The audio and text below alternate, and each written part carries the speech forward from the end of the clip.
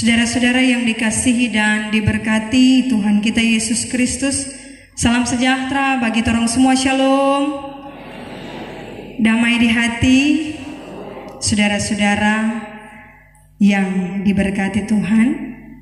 Terima kasih untuk pujian dari remaja jemaat yang memberi kesaksian bahwa segala perkara dapat ditanggung di dalam Dia yang memberi kekuatan.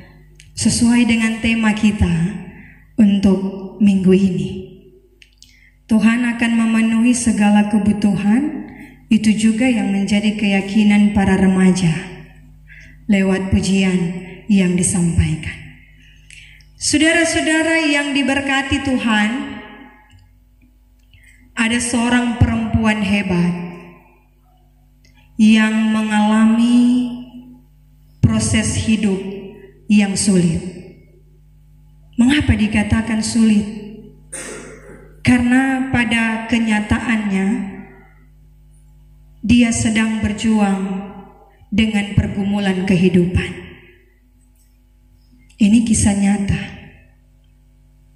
Ketika dia harus berhadapan dengan ayah, papa yang sementara sakit. Ketika dia papa ini sakit, ada di ruangan ICU, dan ketika ada dalam proses itu, dia mengatakan bahwa untuk penanganan dari DP Papa ini, ketika tindakan dilakukan, dia harus deposit. Dan ketika dia deposit uang, harus deposit sekitar 20 sampai 30 juta. Ini DP kesaksian.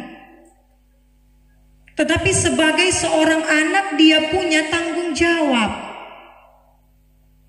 Siapa lagi yang memperhatikan orang tua kalau bukan anak? Kalau anak tidak memperhatikan orang tua, bagaimana kehidupan orang tua? Tidak akan mengharapkan dari orang lain, sedangkan anak sendiri tidak mau memperhatikan. Ini dia lakukan. Dia punya usaha. Tetapi namanya usaha ketika selalu ambil. Apalagi yang dia ambil DP jumlah bukan sedikit. DP jumlah banyak. 20 sampai 30 juta dan itu berlangsung 1 sampai 2 bulan. Banyak kali tindakan dilakukan bagi ayahnya dan dia terus deposit. Dia mengalami kesusahan. Akhirnya DP kartu kredit tidak mampu dia bayar lagi. Dia ganti lagi dengan yang baru, begitu terus sampai 20 kartu kredit pada dia. Ini nyata. Ini pengalaman hidup seorang. Sampai 20 kartu kredit dia pegang cuma untuk biaya pengobatan ayahnya. Luar biasa. Tetapi saudara-saudara, imbasnya dari apa yang dia lakukan, dia berhadapan dengan hutang yang begitu besar. Tidak main-main. Sampai 2M DP hutang. Tetapi dia harus menjalani itu. Dia pikir bahwa kesembuhan orang tua jauh lebih di atas segalanya. Karena itu prosesnya ini dia hadapi dengan luar biasa. Dia dikejar-kejar debt collector. Dia nyendak pernah tabadiam di rumah. Kalau dia di rumah orang datang tagih utang dan sebagainya.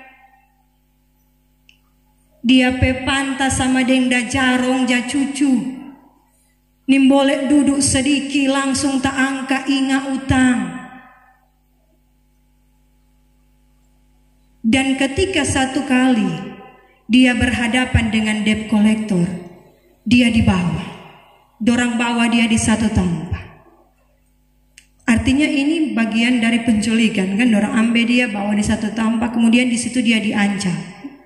Bayar atau nyanda. Dan dia bilang bahwa dia akan berusaha untuk bayar. Dia nyandak mesti biar DP utang ini.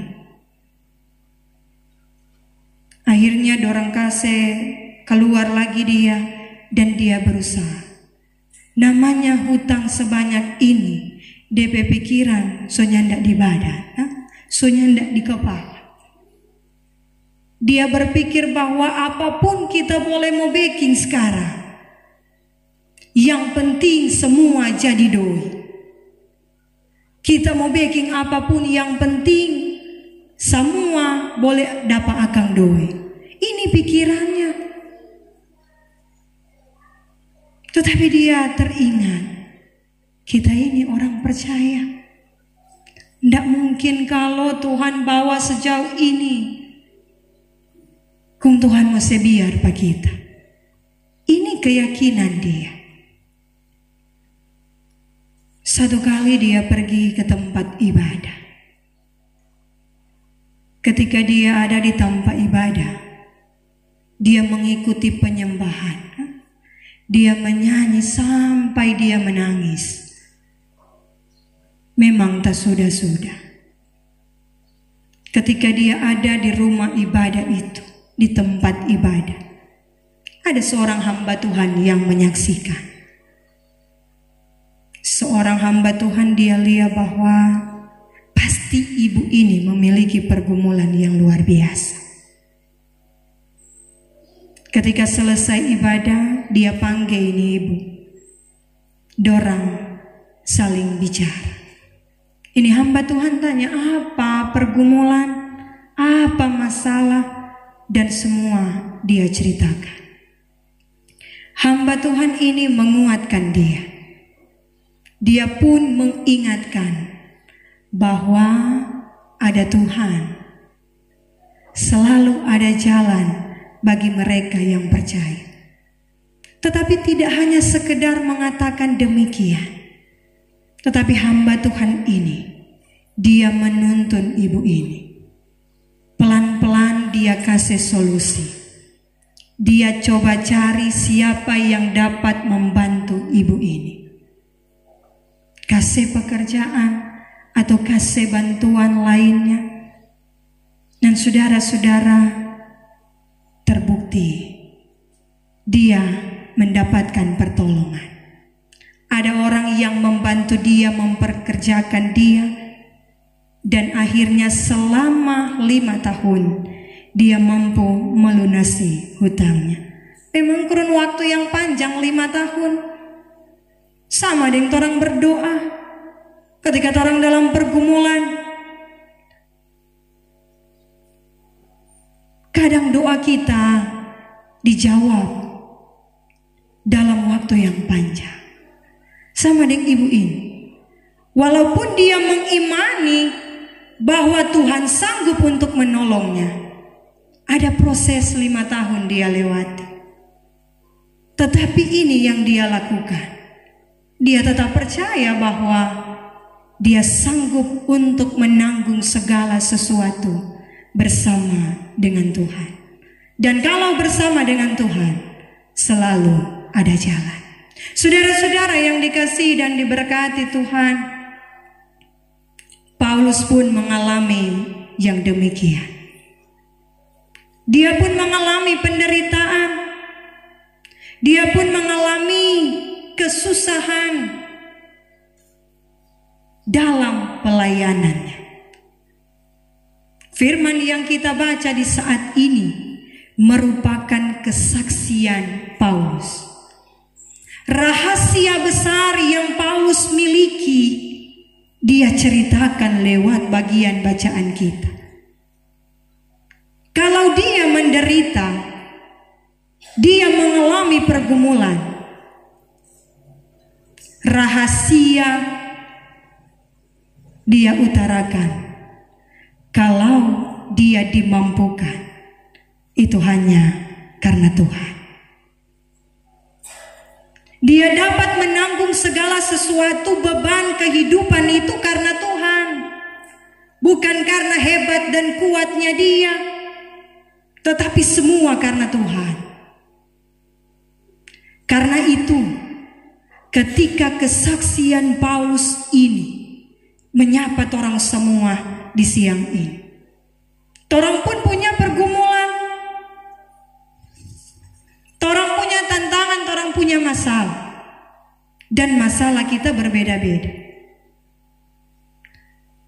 Kadang orang lihat orang dia banyak doi, dia berarti senang-senang. Tidak. Ada pergumulan kehidupan lainnya yang dia hadapi. Ada orang yang ketika bergumul, dia nih mau orang lain tahu dia sementara dalam pergumulan. Tetapi ada orang yang bergumul, dia suka orang tahu kalau dia sementara bergumul. Macam-macam. Tetapi kita yang diberi kesempatan untuk menghadapi proses kehidupan yang sulit, ini pegangan hidup kita. Bacaan ini adalah jaminan bagi kita yang menguatkan kita dalam hidup ini. Segala perkara dapat kutanggung di dalam Dia yang memberi kekuatan kepadaku. Ini bukan sekedar nasihat, tetapi ini sebuah pembuktian. Banyak orang sudah mengalaminya, termasuk di dalamnya Paulus, lewat bagian bacaan kita. Di tengah-tengah gumul yang dia hadapi, dia bersuka cita. Ini kan aneh tuh. Banyak orang sulit untuk bersuka cita ketika dalam pergumulan. Tetapi Paulus beda. Ayat pertama dikatakan dia bersuka cita. Padahal sementara dalam penjara. Siapa suka di dalam penjara kok bersuka cita? Meninggalkan keluarga, meninggalkan orang-orang terdekat. Tidak ada yang suka ketika dalam penjara kau harus bersuka cita, tidak ada. Tetapi Paulus dia bersuka cita sekalipun dia mengalami proses kehidupan. Dia difitnah, karena itu dia dipenjara. Dia dituduh sebagai rasul palsu yang mengajarkan pengajaran sesat, dan dia dimasukkan ke dalam penjara. Ada dalam proses ini. Tetapi sekali-kali dia tidak pernah menyalahkan Tuhan. Karena dia melayani Tuhan, dia di penjara, dia mengalami penderitaan, dia salahkan Tuhan. Tidak. Tetapi justru sebaliknya, Paulus semakin kuat memberitakan Injil. Paulus semakin menampakkan bahwa perubahan hidupnya dia tunjukkan, dan Tuhan berkati dia dengan berlimpah-limpah. Kesaksian Paulus ini menjadi kesaksian hidup orang semua. Ternyata untuk memberitakan Injil bagi pelayan khusus akan selalu diperhadapkan dengan tantangan kehidupan. Masalah sama dengan Paulus difitnah. Jadi orang pelayan khusus, bahkan jemaat semua, ketika melayani Tuhan, banyak hal yang dikatakan bagi kita. Ingat bahwa Paulus pun sudah mengalaminya. Dia memberitakan Injil tetapi justru dituduh sebagai pengajar sesat. Dan kalau kita temui berbagai pergumulan dalam pelayanan, selalu ingat bahwa Paulus sudah lebih dahulu menerima itu semua. Tetapi dia tidak pernah kehilangan sukacita dalam pelayanan. Karena dia tahu ketika dia menghadapi pergumulan, justru Injil semakin bertumbuh. Semakin banyak orang yang percaya. Ini yang membuat Paulus bersuka cita. dalam tekanan, dalam penderitaan Injil semakin diberitakan. Dia tidak khawatir dengan kebutuhan-kebutuhan hidup lainnya. Dia tahu bahwa Allah yang dia imani sanggup untuk memenuhi segala kebutuhan hidupnya. Saudara-saudara yang diberkati Tuhan, kita semua punya pergumulan penderitaan masing-masing. Ada orang yang datang saat ini dengan perjuangan kehidupan bersama keluarga, atau pribadi orang sementara sakit, sementara berjuang melawan penyakit, suami, istri, anak-anak, orang tua, kakak adik kita sementara berjuang dengan sakit dan penyakit. Orang selalu berpikir bahwa mujizat itu selalu ada kalau sembuh. Ini yang dalam pikiran kita. Mujizat itu selalu ada kalau sembuh. Kalau belum sembuh, berarti kita belum mengalami mujizat Tuhan. Salah. Ternyata mujizat itu ada ketika orang punya kekuatan untuk menghadapi sakit dan penyakit. Mujizat itu ada kalau orang punya kekuatan, punya iman. Orang sakit dari 2 tahun lalu, tetapi saat ini orang dimampukan oleh Tuhan untuk ada. Berarti orang sudah mengalami mujizat ketika kekuatan Tuhan beri bagi kita untuk menghadapi sakit dan penyakit. Ketika orang bergumul dengan kebutuhan hidup keluarga, selalu berpikir dalam pikiran kita bahwa kalau orang banyak doi, berarti itu ada mujizat. Kalau habis, berarti orang yang tidak mengalami mujizat. Itu salah. Karena kalau orang masih hidup, masih makan, masih dimampukan Tuhan, itu sesuatu mujizat yang besar bagi kita. Karena itu syukuri kehidupan ini.